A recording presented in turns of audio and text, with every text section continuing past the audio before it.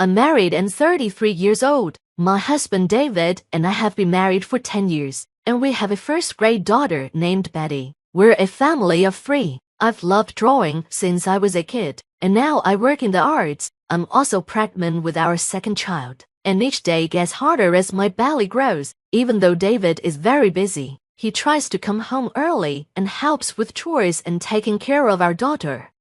Life was good until something recently started bothering me. We live on the first floor of a high-rise apartment building. The other day, while coming back from shopping, I saw a woman moving into our building. It turned out to be Emma, a classmate from middle school. I hadn't seen her since then. When she saw me, she was surprised and asked if I lived there too. I said yes, and she told me she was moving in.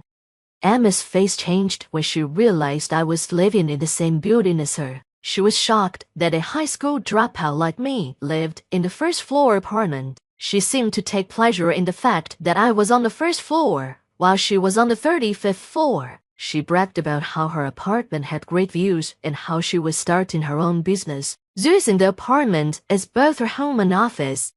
She asked me about my job, and I told her I worked in art. Emma was dismissive and acted like drawing wasn't a real job. I felt hurt, so I told her that I had turned something I love into a career. Emma didn't seem impressed and suggested that I must be making very little money, like $900 a month. Just then, David and our daughter Betty came by. Emma looked them over and said something rude about David's work clothes and our income. I felt insulted and finally snapped at her, but she just kept being disrespectful and condescending. Finally, I'd had enough of Emma's rudeness. I told her she needed to apologize for what she said about my husband. Emma just laughed and asked why she should apologize. Then she noticed my pregnancy and commented that it must be tough financially with another child on the way. She questioned if we could even afford to live in our apartment. I didn't want to hear any more of Emma's nasty comments, so I grabbed David and Betty and went home. Emma called after us, inviting us to visit her on the 35th floor for a better view, but I ignored her. I couldn't stop feeling angry at Emma all day. That night, after Betty went to sleep, David asked what happened. I told him how Emma had made fun of me for dropping out of school and belittled my work. David was furious. He knew about my past and had chosen to marry me knowing who I am. We decided to avoid Emma for a while. Fortunately, we didn't run into Emma for a month, which allowed us to live peacefully. Then, one day we received an invitation to a school reunion. I was excited to catch up with my old friends, even though I was a bit worried about running into Emma again. But since I wanted to see my friends, I decided to go. The reunion was held in a hotel ballroom. As soon as I arrived, I reconnected with friends I hadn't seen in years. We had a great time catching up, talking about our families and careers. But then, out of nowhere, we heard Emma's voice behind us, saying something rude about being around poor people. As expected, she was still the same. Emma showed up at the reunion too, but we didn't notice her at first because we were focused on talking with our close friends. Emma was wearing heavy makeup and a flashy dress that seemed out of place. She had always been self-centered and made awkward comments back in middle school, so we weren't surprised to see she hadn't changed. We rolled our eyes when she arrived. One of my friends finally spoke up and asked Emma who she was calling poor. Emma replied, "Who else but Mary? She's a dropout, so she must be poor and lives on the first floor. I live on the 35th floor. So it's like a master-servant relationship." Emma laughed after saying this, and some friends were upset and confronted her, but she didn't seem sorry at all.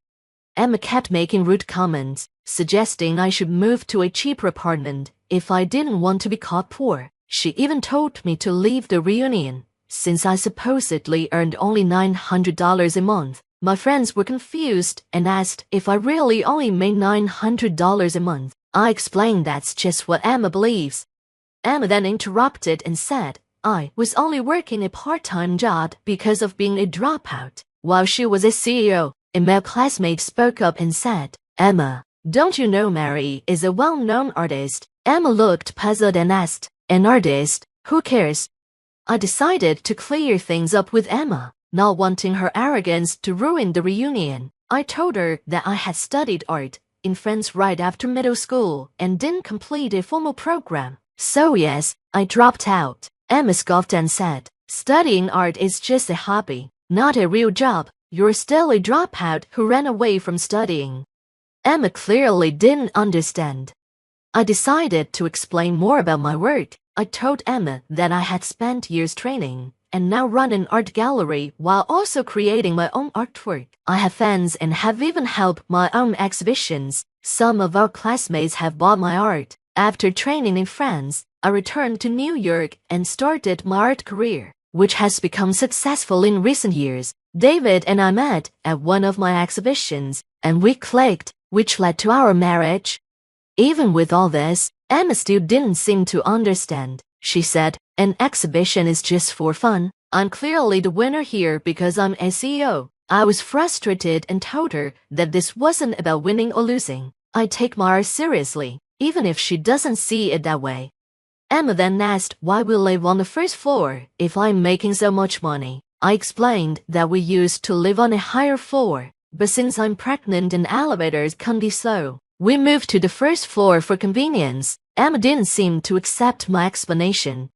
My friends and even some classmates knew about my career as an artist, but Emma probably didn't consider it because she had no interest in art and looked down on me for being a dropout. I was about to share another detail when I saw David and Betty at the entrance. Betty was running towards me, with David following behind and looking a bit embarrassed. David apologized, saying he got caught up with work and brought Betty along. Emma then noticed David's sharp suit and asked why he was dressed up when he was in work clothes last time she saw him. David greeted my friends, thanking them for being kind to me and asking if there was anything they needed.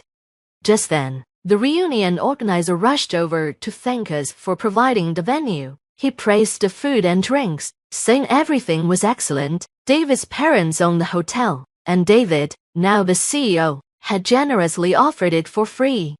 Emma's face turned pale when she heard this. I dropped out of middle school and only have a high school diploma, which seems a bit unusual. There's a reason for it, but we live in different worlds. She had looked down on me as poor, but here I was as an artist and the wife of a CEO. Emma was shocked and asked why a dropout like me was married to someone so important while she, an elite, was still single. She seemed bitter and challenged me on how I managed it. David finally noticed Emma and said, "Oh, we've met before. Sorry for being in work clothes last time. I was helping with a neighborhood cleanup. As the owner of the high-rise, it's important to maintain good relations in the community." Emma's face went white. "Wait, you own that high-rise?" she asked. David explained that his family had been wealthy for generations, involved in hotel management and owning many properties, including the high-rise where we live.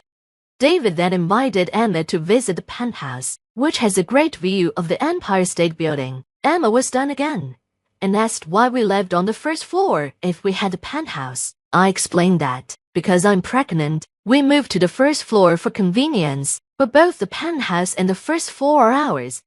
Emma was speechless and looked like she couldn't believe it. Seeing the reaction from our friends and feeling that I had ruined the reunion's atmosphere, I decided to leave with David and Betty. As we were leaving, Emma muttered something rude about a dropout being so cocky.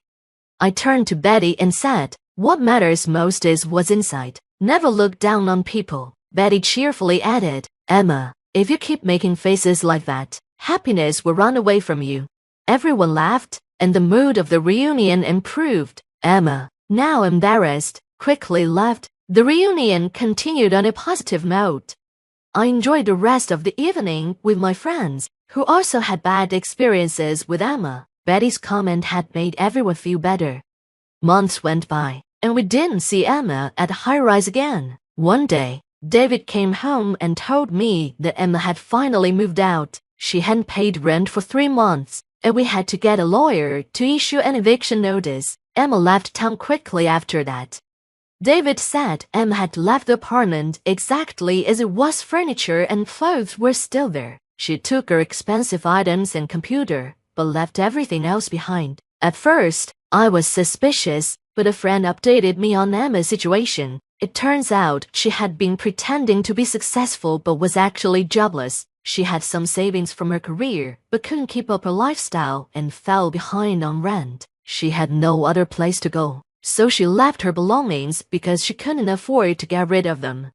I was disgusted to learn that Emma was still a burden to others. Even in her crisis, her terrible personality meant she had no friends or colleagues to help her. Now she's living in a rundown apartment and struggling with part-time jobs. She used to brag about being an elite and looked down on me as a dropout. I'm sure her pride is shattered now.